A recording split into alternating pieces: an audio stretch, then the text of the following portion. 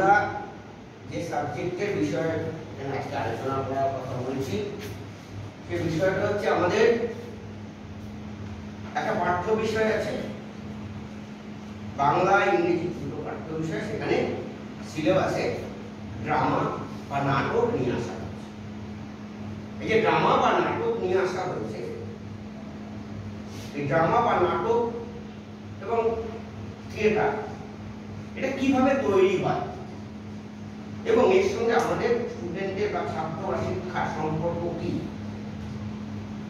আমরা সেই বিষয়টা যদি পরিষ্কারভাবে বুঝতে পারি, তাহলে সিলেবাসের যে অন্তর্ভুক্ত করা হয়েছে যে নাটক, সেটাকে আমরা ঠিক মতো অনুভব করতে পারি। মানে যে নাটক কিভাবে তৈরি করা হয়, এটা প্রথমে গল্প। একজন গল্প লেখেন যিনি, তাকে বলা হয় কাহিনীকার। তিনি কাহিনীটা তৈরি করছেন, লিখছেন। যেরকম গল্প হয়, আমরা অন্যান্য গল্প পড়ি, গল্প লেখা হয়। এই কাহিনীটা থেকে একজন নাট্যকার তিনি নাটক তৈরি করেন।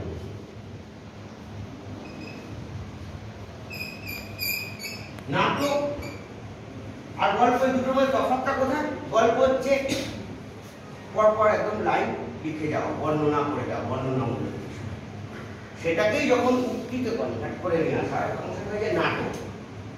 যেমন ফটিক কইল, মাখন তুই কি যাইবি? ফটিক ড্যাশ দিয়ে। তাহলে কি হচ্ছে, গল্পকার যখন, কাহিনীকার যখন গল্প লিখছেন, তখন সে লিখবেন এইভাবে যে ফটিক কইল, মাখন চল আমরা যাই। সেটা যখন নাটক হচ্ছে, তখন নাট্যকার তিনি কি করবেন, তিনি ফটিক বলে নামটা লিখবেন, ড্যাশ দিয়ে বলবেন, লিখবেন যে মাখন তুই কি যাবি।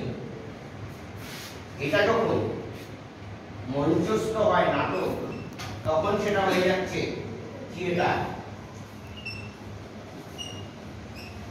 এটা হয়ে যাচ্ছে থিয়েটার।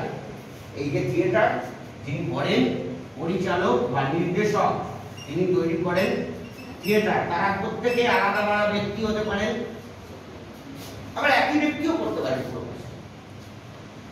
একই ব্যক্তিও পুরো কাজটা করতে পারে। নাটক যখন মঞ্চস্থ হবে, তখন তাকে বলা হবে থিয়েটার। অর্থাৎ আমরা দেখবো একটা মঞ্চে ওই ক্যারেক্টার গুলো দাঁড়িয়ে আছে। ফটিক একজন, হয়তো দেখা গেল একজন লোক, তার নাম হচ্ছে শ্যাম, সে ফটিকের চরিত্র করছে। ওই মঞ্চে তার নাম ফটিক, মঞ্চে তাকে সবাই ফটিক বলেই চিনবে। তো বলছি, এই যে থিয়েটার, এটাই গল্প থেকে আস্তে আস্তে যে থিয়েটার এটা এসেছে কেন, কেন আনা হয়েছে, কেন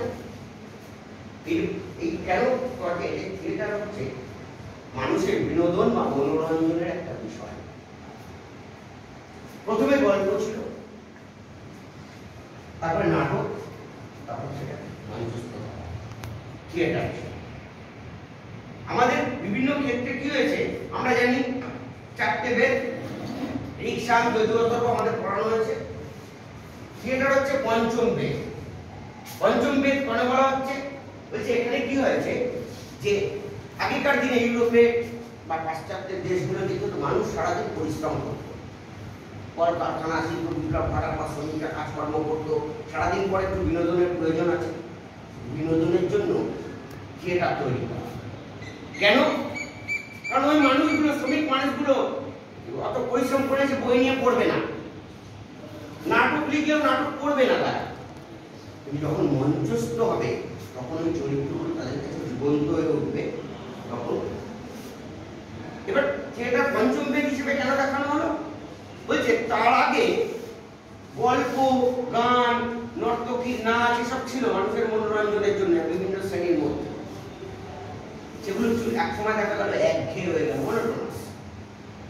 মানুষের সেন্সেশনে সেগুলো কাজ হলো না, ওর থেকে মানুষের কোনো পারসেপশন হচ্ছে না, ওর থেকে মানুষের কোনো কনসেপ্ট তৈরি হচ্ছে না, মানুষ জীবনের সঙ্গে সব মেলাতে পারছে না। রোজ আসছে ওই উল্টোপন করে নাচ, শুধু আনন্দ দিচ্ছে, শুধু আনন্দ দিচ্ছে। বলা হলো থিয়েটারে নিয়ে আসা হলো কি, একটা গল্প থাকবে, নাচ থাকবে, গান থাকবে, অভিনয় থাকবে, মানুষের জীবনের কথা থাকবে, মানুষের জীবনের কথা সেখানে থাকবে।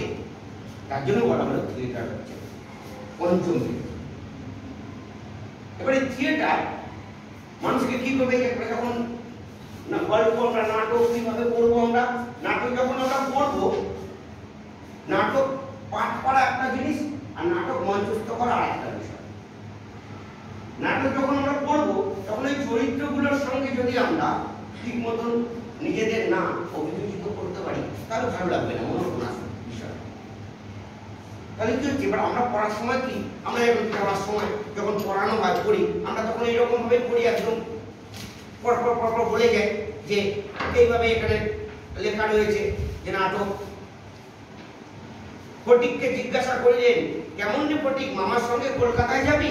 এভাবে বলা বলছে, এটা হচ্ছে নাটক পাঠ, এটা হচ্ছে নাটক পাঠ। ওটা মানুষের অ্যাটেনশন এতটা আসছে না।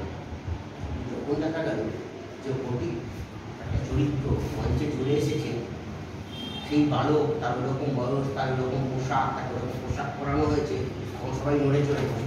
কারণ আমরা আগেই বলেছি যে আমাদের সেন্স অর্থাৎ পঞ্চ ইন্দ্রিয় যেগুলো কাজের সময় অ্যাক্টিভ হয়ে যায়, তাই পড়ানো হচ্ছে তো, হ্যাঁ, ওই অ্যাক্টিভ হয়ে যায়। তখন আমরা তাকে দেখি, সে কি বলছে শুনি, তার সঙ্গে আমাদের নিজের সঙ্গে মিল খোঁজার চেষ্টা করি, তার আনন্দে তার দিককে আমরা শরীরে ক্যাচ করার চেষ্টা করি। ঠিক আছে, কিরকম ভাবে হয় এবার এদিকে এই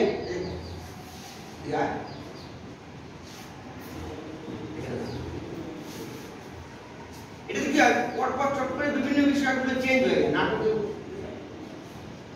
কি আসতে পারে, আমি তোকে এখানে আসতে বলেছি, তো এই যে আমি তোকে আসতে বলেছি, এখানে আমি তোকে আসতে বলেছি, তুই একবার জিজ্ঞেস করেছিস যে কি কারণে আসতে বলেছি? তোর মনে হয়েছে কি কারণে ডেকেছিস? মনে হয় তুই দেখ, ওই যেখানে রয়েছে ও উদাসীন ভাবে বলছে,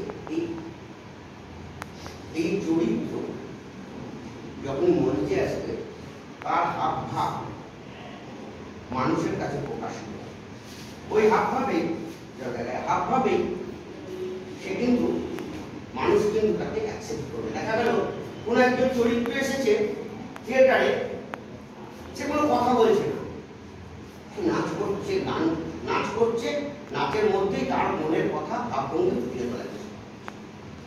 আমরা সেটাকে বুঝতে পারছি, আমরা সেটাকে বোঝাবো, বুঝতে পারছি কেন এরকম কেন হচ্ছে। আছে না অনেক সময় চিৎকার করছে, দেখা গেল কান্না করছে না, কোনো আওয়াজ আসছে না, শুধু জল বেরোচ্ছে, সেটা অভিনয়। আমরা তখন বুঝতে পারছি এটা অভিনয়।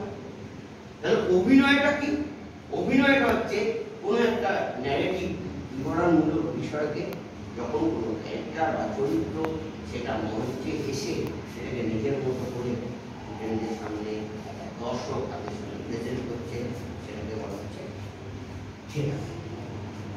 আমরা যে থিয়েটার যে নাটকগুলো আমরা সিলেবাসে পড়ছি, আমরা এগুলো পড়ছি, আমরা যদি মনে করি এটাকে কখনো থিয়েটার করবো, তাহলে কি হবে, আমাকে ওই চরিত্রগুলো সম্পর্কে আগে জানতে হবে, তাই তো? সেই চরিত্রগুলোকে একটা কাস্টিং করতে হবে, করে আমরা যদি সেটাকে মঞ্চস্থ করি তখন দেখা যাবে পড়াটা যত না মনে রইল, মঞ্চায়ন যখন হবে সেই বিষয়টা মানুষের তত বেশি মনে থাকবে। যার জন্য কি হয়, যে সমস্ত বিষয় আমরা টিভিতে, সিনেমাতে, সব জায়গায় দেখি, সেই বিষয়গুলো আমাদের বেশি মনে থাকে।